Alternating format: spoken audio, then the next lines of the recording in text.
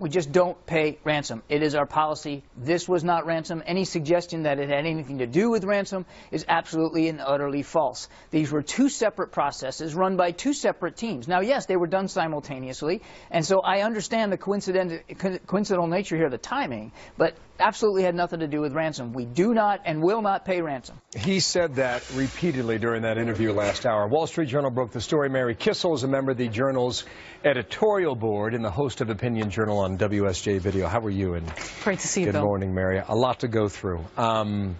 This is a large sum of money to a state sponsor of terror, and you have no control in cash payments as to how they use it. Well, there are a lot of strands here, Bill. Let's start from the beginning. First of all, it's ludicrous to suggest that this wasn't a ransom payment.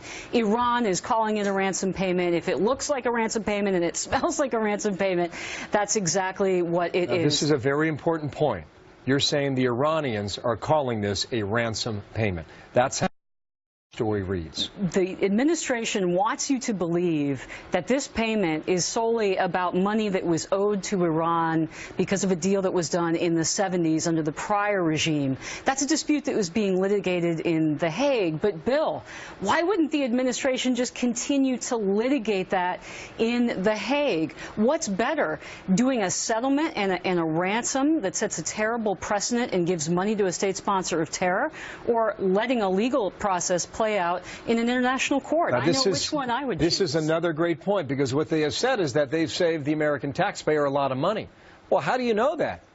Maybe you win the case. Even John, you are deciding for yourself the outcome of that. And verdict. Even if they had won the case in The Hague, and that's a big if, would we have paid? That's an outstanding question. We don't know that. What we do know is that this sets a terrible precedent for Iran. It was done in a way to evade U.S. sanctions. We enlisted the Dutch and the Swiss in this subterfuge. And we've once again demonstrated to our allies in the region that we can't be trusted. And by the way, Bill, this does nothing to stop Iran from continuing its bad behavior. What's happened in the year since this Iran deal? They've launched ballistic missile tests. We know that our nuclear weapons inspectors can't get into where they need to go. We've had Soleimani, their head general, going to Moscow. We have them funding terror in Yemen, Shiite militias in Iraq, backing Assad in Syria. This is a record of bad behavior that has happened after this deal that the administration told us was going to help promote peace and stability. Can I add one more to your list there? Since Sure. The money was paid, 3 Americans have been taken hostage in Iran. Well, exactly right. And more will be taken hostage, because we've set a precedent now that if Iran continues to act badly, we will reward them. And also, Bill, let's note, too, they've taken hostages of other nationalities as well. More with Kirby from last hour. Watch. It's their money. This was $400 million in a trust fund that had been frozen back in the late 70s, early 80s. So this was a long-standing claim. It was their money. And as the president said at the time, and we spoke to this at the time, that now with the prisoners released, now with the Iran deal done, it made no sense for us to continue to drag out this claim. Couple things on that. It was their money. He said that repeatedly. I found a statement from John Kerry on January 17 where he talked about the money being paid. I did not find anything from the White House and President Obama yet. Again, the case hadn't been litigated. When Kirby says it's their money, he is lying.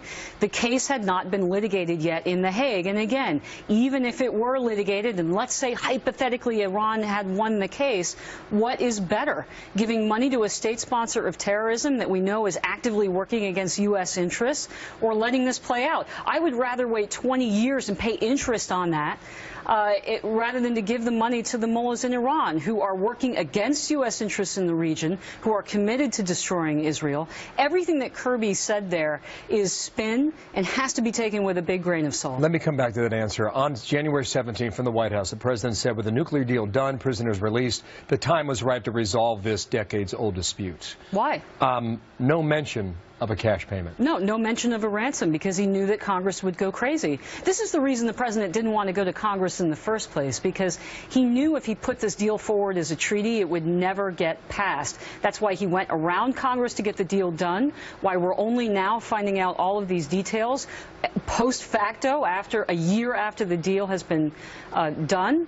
This is going to go down as one of the worst deals in our history. More than the Taliban 5 and Bo Bergdahl. I think it's a pretty high mark. So. Hillary Clinton last week in Philadelphia, in her acceptance speech, she said, "We put the lid on a nuclear program." No, let me be clear. She didn't say we destroyed their nuclear program. She didn't say we prevented them from ever being nuclear. We put a lid on the program. That is a careful distinction, Mary. It's a careful distinction, because what the Iran deal did was rubber stamp Iran's nuclear program after a period of time. It doesn't require Iran to get rid of their program. It just says, wait a little bit, Iran, and then after a period of time, you can be welcomed into the international community as a nuclear power. And Bill, the great risk here is a nuclear race in the Middle East, because that is what President Obama and his team, and remember, Hillary Clinton is behind this deal. That's exactly the situation that they've set up. Mary Kissel from the Wall Street Journal. Thank you for being here. You're welcome. In a moment.